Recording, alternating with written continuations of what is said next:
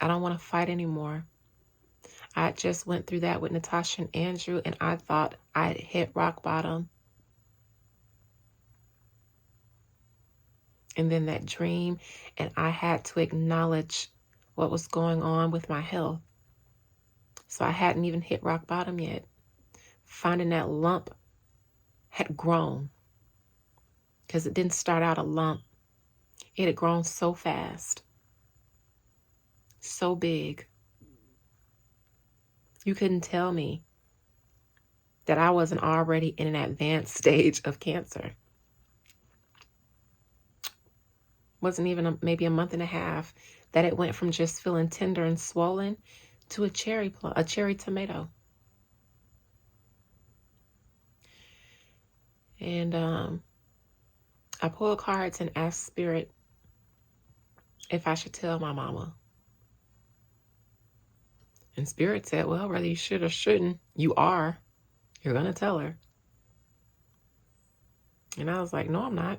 I'm going to just take myself out. But then I thought, I want to give my mama the grace to not come home and find her child gone to glory. And then I thought I would disappear. I'd drive off into the sunset, find somewhere to go and release my body. And I'd rather them just deal with a missing person than watching her child die, either from a disease or her own hands. I'm her firstborn. I was trying to find a way to be compassionate to my mother. So I thought, okay, I'm going to tell her then. I'm going to just tell her. And then I'm going to tell her what my wishes are. But I thought if I tell my mama, then this mass in my breast is real. And before I could even work up the nerves, I went up into the den and I sat down with her. Because I had already told her that I had concerns about a pain in my breast, but she was chalking everything up to the trauma I had just experienced with Andrew and Natasha. She was thinking, because she already assumed that I was suicidal after that because I was in a really bad space. And I did check out. I was dead. They killed me. So she was already really, really, really concerned. And by then she thought that I had been so traumatized that I was looking for illnesses, like I was imagining things happening to me because of the trauma. And I went and I sat out there with her, and I just looked at her for a moment, and she was like, what? And I said, Mom, there's a lump in my breast. It's big. It's hard. I ain't doing chemo or radiation. I got the money to bury myself, so don't worry about my arrangements. I literally said it with a straight face. And she looked at me with a straight face because my mama is an Aquarius, and she got 7 planets in Aquarius. She is all Saturn. All Saturn. No feeling whatsoever. She don't play the radio. But she just looked at me looking at her and was like, Dina, I know you've been going through a lot. It's all in your mind. And I stood up. And I stood in front of her and I took her hand and I put it right there. And she said, oh, I'm sorry.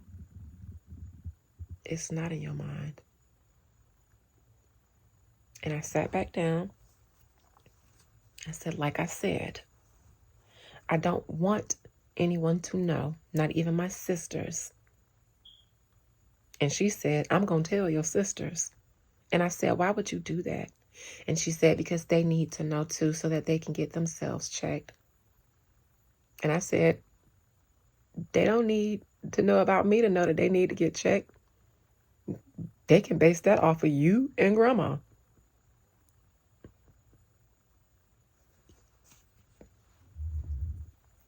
I didn't want her to tell anybody, because the less people who knew, the easier it would be for me to check out. If people knew what was going on, people were going to be concerned. They're going to be calling and checking in on me. And it's going to make it harder for me to sneak off and take myself out. They're going to want me to fight. I don't want to fight. I don't want to have these conversations.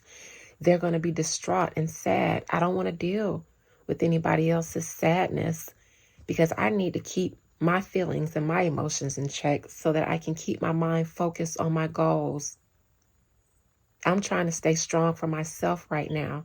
I don't need a whole bunch of people around me crying because of what's going on with me. And so I didn't want anyone to know. By the end of the night, child, I had got my sisters on FaceTime. And I told them the same thing I told my mama. And they had the same reaction, looking at me just like I'm looking at y'all, because my sisters are my mother.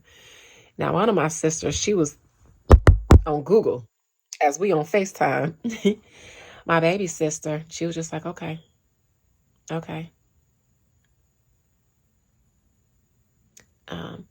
And they were like, so why would you jump right into it being cancer? Why don't you just wait to find out? I was like, listen, this is my body. I have a cherry tomato in my titty.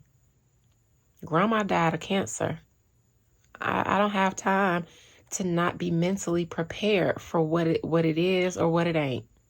And all I'm saying is that I'm prepared either way. And if it is, don't look for me to be like, I'm going to fight this and go through chemo and the wear and tear on my body. No, I'm going to go out the same way I look now, with my hair intact, with my dignity. But I ended up letting the rest of my family know because I always put others before myself. But I told them the same thing. I ain't fighting. Cake Holmes. I don't know who's calling me. Anyways, that scares me. Anyways. So I'll just try to speed this up because I already lost y'all, but you won't get another reading from me unless y'all watch this. I have to get this out. So anyways, of course, my mother jumped on it. My family immediately went into intercession. I come from a family that is Christian, but they all have gifts. And they are powerful healers. And they immediately, everybody, the word went around like wildfire. And I was immediately everybody's number one concern. The next day, I went to the doctor to get, the lump in my breast checked out. And even the doctor was a little bit dismissive as I was telling him about my symptoms. I think that he too, like my mother, thought it was just because of the trauma that I had just experienced and all the stress that I had been under while I've been doing this new business venture. And he got on my nerves because he was just like, okay, well, if this, and this, well, then how do you know this? And eventually I was like, you want to feel it? Because we can dead all of this right now. It's there. Just touch it, bring it, pay it, watch it, turn it, leave it, stop format it. I was just like, we can dead all of this shit because I ain't got time to be trying to convince nobody about lumps that are in my breast. And if you're not going to help me, then I have to go somewhere else where I'm not going to be treated unfairly because I'm a Black woman in this medical facility and you're a man, a Hispanic male at that. So I was already on edge about the type of care I would get. And I have nurses in my family. And so I already put them on alert. And I already asked them, how to go about it to make sure that I'm not getting subpar treatment. And she said, really, they really treat crackheads and drug addicts bad. You'll probably be okay. But make sure you take your mom with you and have somebody in there to advocate for you. And my cousin, who's a nurse, told me this, a Black nurse. She said, listen, you're still a Black woman, and I'm not going to sugarcoat it. It's not always fair treatment. So take your mama with you. And I did. And he was being a little dismissive until I asked him if he want to feel it. And he said, we'll get around to that. I just got to ask some more questions. So he asked some more questions and he got up and he decided to come and start with the normal breast and he felt around. That man got over here Started at the top, went on down. He said, oh, okay. All right. Okay. And then now he's feeling around and he was like, oh, that's a big one. That's long. And as he's poking around, my mama's sitting in front of me and she was like, I can see it. When you push on it, I can see it. Now I'm crying because it's big enough to see poking out of my breast as he's feeling around. So he's, oh yeah, that's big. That's huge. Then he gets up here. There's another one. Y'all, I didn't know about that one. Didn't know anything about it until I went to the doctor and he said there was another one and I lost it. Broke right down. Because how many more of these bitches are you going to find? And has it spread through my body to the point where even a mastectomy, taking my boobs, won't save me? Because I knew I was ready to check out, but I just don't want this to be my end story, that I had to take myself out because cancer wanted to. God promised me that I could give up my ghost if I did his work for his people. This isn't what we agreed upon. For me to be ridden with masses in my body, and I'm 36 years old. And not only was that one this long, but there's another one that up by my armpit. That's a scary spot, by your armpit, when you got lumps up under there. Those are usually, for me, those are indications of cancer.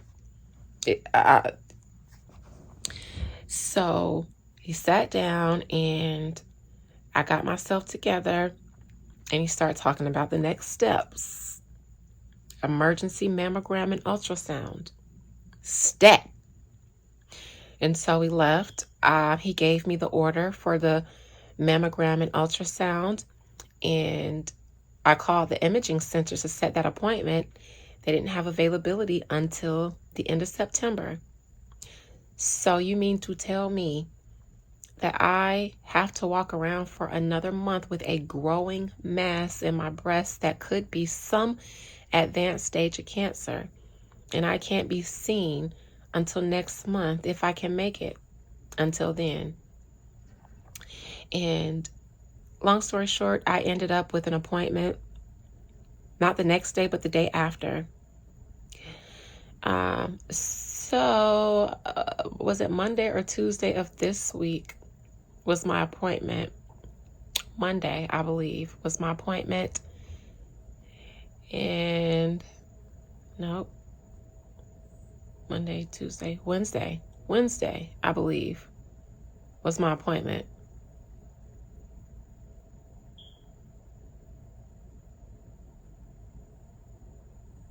Wednesday or Thursday was my ultrasound appointment. Thursday of this week was my ultrasound appointment.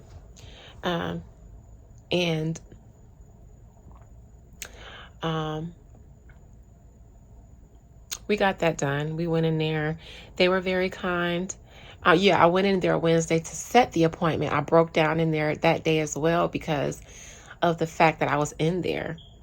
And there were older women in there who have every reason to be in there because they're of age. But it was just such a reality check for me, and everybody was talking to me in soft voices.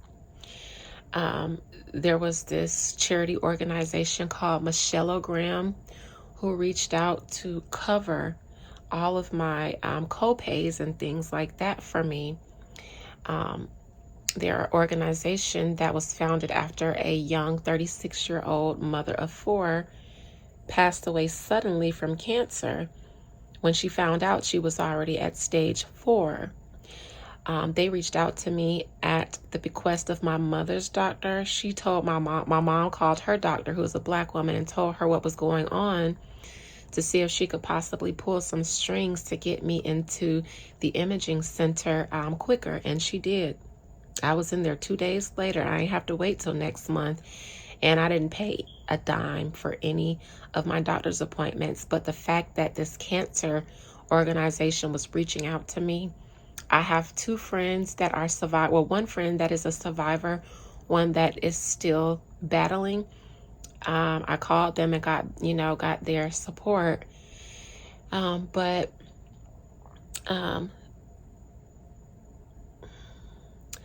the results were clear. They were tough, iffy at first. However, the lump in my breast had already started to go down after 2 days of having my family members lay hands on me. I'm talking about sit me down in a chair in the middle of the den. And we've done this before. I come from a healing family. So performing miracles and helping people heal from illnesses is a specialty in my family. My brand of spirituality, me reading cards and stuff, they don't care about that. They ain't about that. But when it comes to using their faith to heal, they good. They good. They good at that. So all the prayer warriors, uncles, aunties, all the elders came with the oils, and they put me in the chair, and they worked your girl. They worked me. And the night before my ultrasound appointments, I had a dream. It could have been a dream and it could have not been because I wasn't sleeping as well, but I felt like I could feel fluid leaking down in this area. But I didn't want to get my hopes up because my appointment was the next day and I was convinced I had cancer. It was touchy at first because the doctor wanted so many pictures. Even my mom, this was the first time she got nervous because of all the pictures that the doctor needed for me to take at the mammogram. And the nurse said that if there's anything questionable, the doctor will order more pictures and will send her to a writer. She'll view them as soon as I take them. And if she sees anything else, she'll ask. Every time she took one, the doctor would ask her to take more. Now that part had me nervous for real, and my mama nervous. Then we went for the ultrasound. And the nurse was just telling me, she was like, you have really dense breasts. It's just the tissues in your breast. I do too. And we talked about stress and the effects of stress on our body as women. She prepared me for the doctor to come in. She tried to play it off like the doctor could come in just to say hi or anything. But that was concerning too, because everyone else didn't need to see the doctor. Everyone else got their mammogram ultrasound, and then they were told by the nurse that they were free to go. The doctor came in, and the first thing she did was ask me to show her where the lump was. And I thought, what the fuck do you mean, show you? You can't see it? And so I'm laying there, and I went to go show her, and I said, what?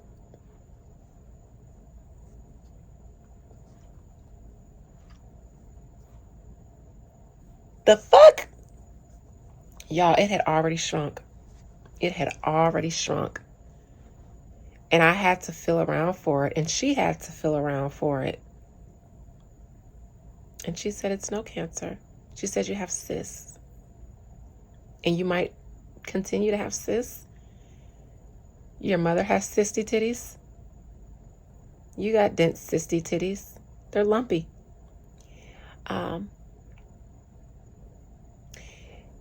She also said,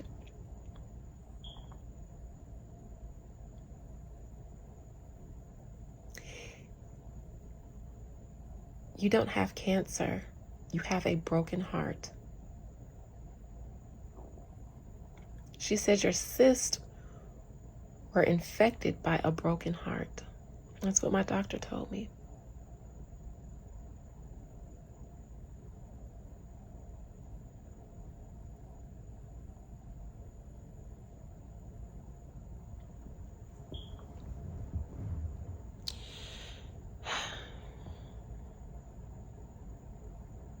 So I don't have cancer in my breast. I had cancer in my heart. And the person you guys see today is not the same Adina that you guys saw anytime before then, because what this situation allowed, where Andrew and Natasha pierced me in my heart, poison came out, pain came out. A lifetime of pain that I have been working through but not releasing.